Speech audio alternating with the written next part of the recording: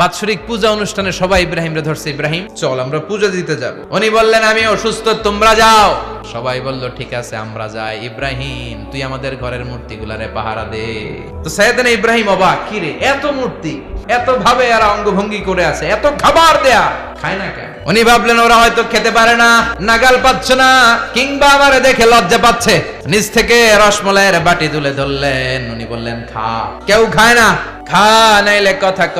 খায় না, কথাও কয় না, বাকি আছে মায়ের মারতে শুরু করলে। যতগুলো মূর্তি ছিল সবগুলো মেরে বড় মূর্তিটার গায়ে মারতে যাবে, in the mean time stop না, এটারে মারুন। আর বুদ্ধি করে কুড়ালটারে বড়টার কান্দে ঝুলাইয়া দিলে।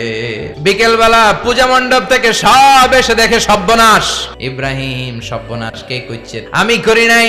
ওই দেখ কুড়ালটা কার কান্দে, বড়টার কান্দে, ওইটারে জিগা।